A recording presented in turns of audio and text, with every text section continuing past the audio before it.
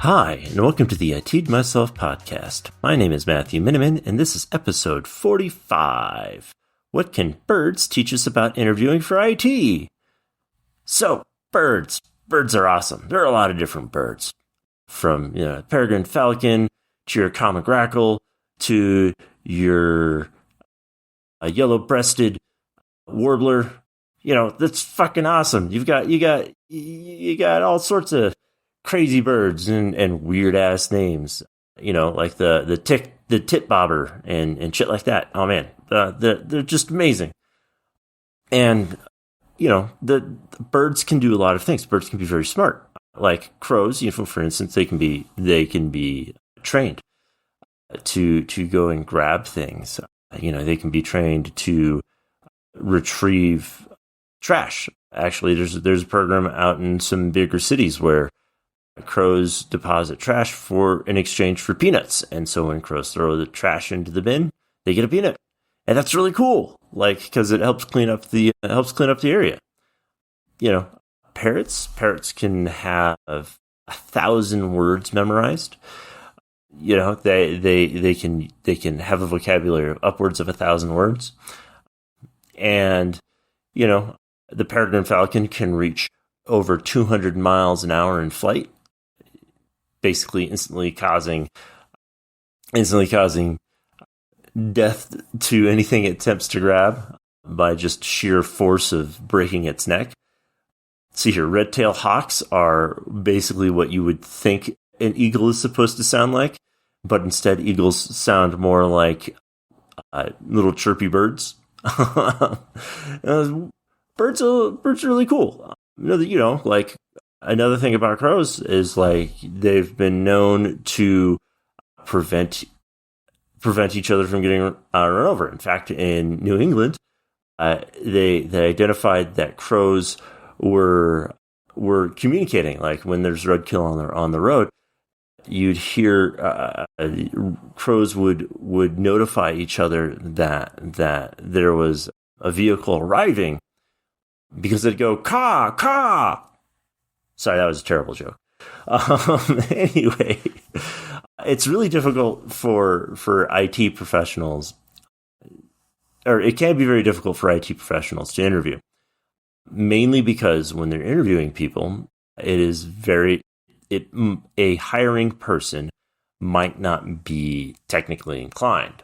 And so an interview being based purely upon personal interaction can be difficult because, IT guys are pedantic. We can also be very antisocial, so on and so forth.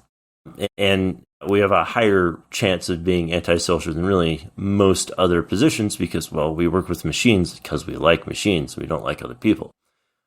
But the entire point is that the hiring person may not be technically inclined. And if you're a small business, you might not have the capacity to have somebody technically inclined to interview somebody for an IT position for your business. And it can be very difficult because, like a parrot, you can just have some guy who knows what to say. He's got the 1,000 words of IT sort of memorized. There it actually is an IT vocabulary certification that you can get, and it's really the certification.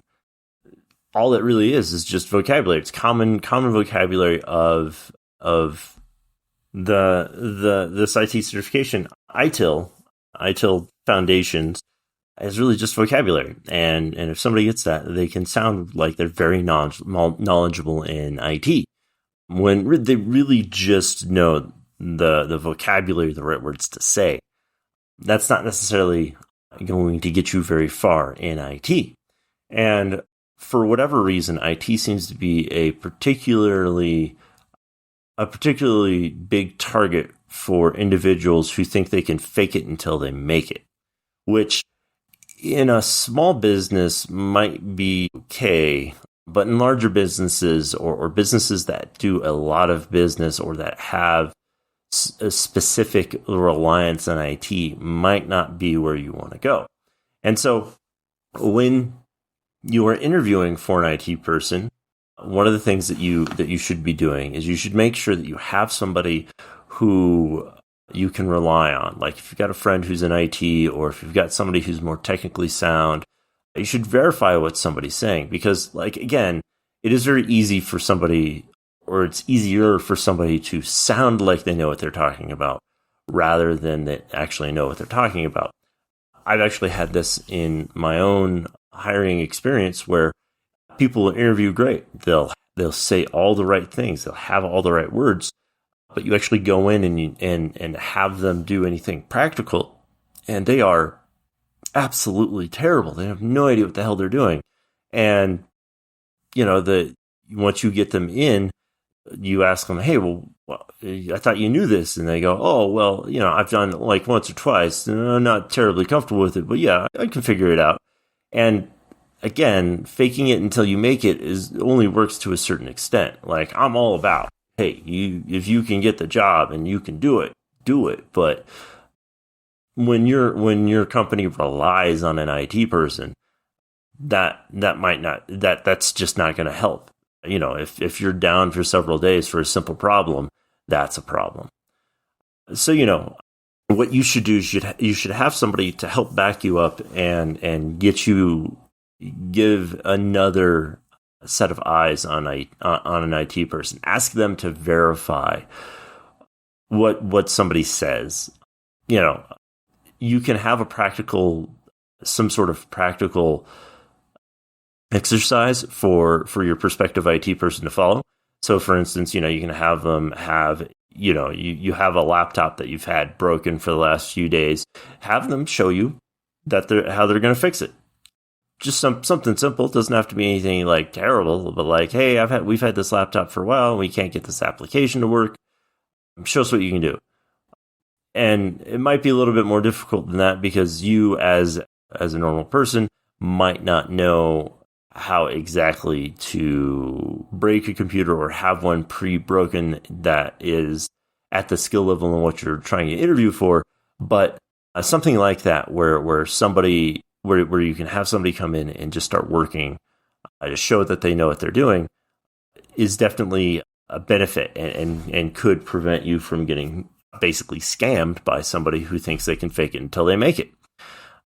But on the other side of that, if you're interviewing for IT, one of the things that you have to know is that when you're interviewing, you have to provide yourself the capacity to explain how you know things, and explain explain why you are in IT. And one of the things that is very common for a lot of IT guys is that it's a passion for us. When we work on, we have computers at home, we have a network at home, and we have all of these things that we've set up, and we're continually tinkering with everything in our home. And having this and being able to explain, hey, well, I've got a Plex server at my house and it's got some automation to it, and these are the things that I've automated, and so, you watch TV all the time, or I can watch TV anywhere I go and watch my TV all the time. It's great. And, you can explain things like that. Or, I've got an Active Directory domain at home. I've got several servers, a file server, and I've got radius authentication into my VPN through Active Directory, and blah, blah, blah. And you can explain all these things and explain how your own internal projects work without giving away the farm. Now, that's if you're interviewing for an IT job and you haven't previously held one. Now, of course, if you've previously held an IT job, you can always fall back on what you've done in the past. And you'd be like, well, I've done this project and I've done this project, and I had this emergency that I had to rescue, and I've had this emergency that I've had to rescue.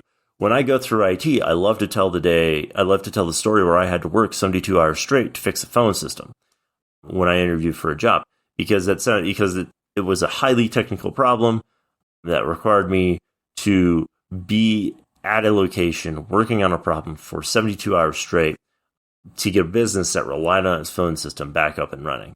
And it had a lot of stupid problems to it, and it was at the beginning of my IT career, so it was very difficult for me to figure out. And I'll walk through that with a prospective hire, and they will, or with a company that's interviewing me, and it displays a lot of things about me that I can then not have to point out to them. I work hard. I'm dependable. I very much am going to see a task to the end. It doesn't matter how long it's going to take me, so on and so forth. And so, when you're interviewing, when you as an IT professional are interviewing for a job, just use the stuff that you've done as the place to shine. That's how you're going to make yourself shine. Now, don't bullshit. That's going to be the biggest thing, is that don't bullshit, because there are a lot of people who can sniff out your bullshit, even if they don't know what you're talking about. They can sniff it out. And so that will hold you back on interviews. And you'll be forced to pivot every time you do that. Be truthful about your experience level. And one of the most powerful things that we as IT guys, as IT professionals can do, is we can say, if we don't know an answer, but I can go and find it in 5 minutes on Google. Like, if you want to give me a laptop and you want to ask me that question, I'll find you the answer within 5 minutes. And then I can show you how to implement that, whatever that answer is. Because being an IT guy is a lot of Googling, and I'm going to give that secret away. And it's a lot of Googling. And then once you've Googled, once you've done your search, once you've had that search completed and you found your answer, where IT guys make their money beyond the ability to Google is knowing how to implement the information, because the information is out there to solve a problem, but implementing it is not necessarily straightforward and given in a step-by-step function. So, when you are working as an IT professional or interviewing for an IT professional, you have to keep that in mind. It's yes, anybody can do a Google search, but how do I go about making this change? And having somebody explain those steps in process, how to solve a problem, how to troubleshoot an issue, those are where you're going to see somebody who is that's where you're going to really see where the dividing line is between somebody who is trying to fake it until they make it and somebody who actually knows what they're talking about. And so I'm sorry I have to be kind of vague, but I'm also not going to give those people who think they can fake it until they make it the answers. I'm just not going to do that in this podcast. Not that I should think that I'm popular enough for people to do that. Anyway, so as you're interviewing for an IT position, whether you're on the hiring side or you're trying to get hired, the things to remember are that there are plenty of cowbirds out there who think they can steal IT jobs by placing their own eggs into the nest of IT. And the best way to sift through those and to get to the actual red-breasted warblers is to understand that as you interview folk, that parroting the same constant phrases over and over again can really lead to a host of issues and really put a fox in the hen house. And you're really not going to have you're not really going to have a good way to get them out once they're in, because it's extremely difficult to fire somebody who then has access to all of your systems. And so you just want to be very careful about who you hire, and it can be daunting at first. So again, as the hiring person, you want to make sure that you have a way to identify who actually knows what they're talking about, who doesn't. Trying to have another technical resource there, whether it's a friend or a previous IT person or an MSP that you've hired or that you've just asked for help, that'd be best. And in fact, I don't know of an MSP out there who would not be okay with sitting in an interview or two with you for free, just to make sure that you get the right IT person, because MSPs in the end just want to be helpful, and they, while they might not tolerate being at an interview, being at a ton of interviews, if you were to say, hey, I have a candidate or two that I think are great, I'd love for you to validate them, just because I don't know that I can do that. And it just mean a lot to me if you could do that. That'll help you. That'll help you out. And most MSPs will be like, oh yeah, well yeah, sure. I think we might be able to spare an hour or so for an interview for you, and that'll help. And you can ask any MSP to do that. And the ones that are comfortable with what they're doing and just want to help out, they'll agree to it.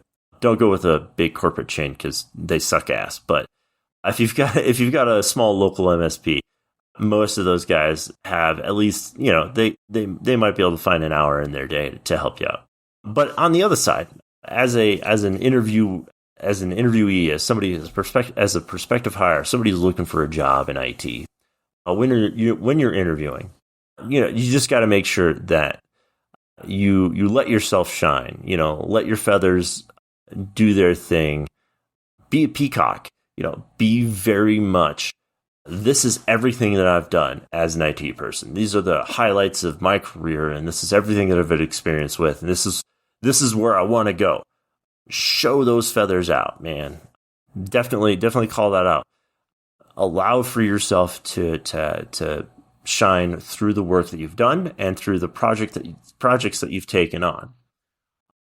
And of course, if you've had a bad interview, everybody lays a bad egg now and then.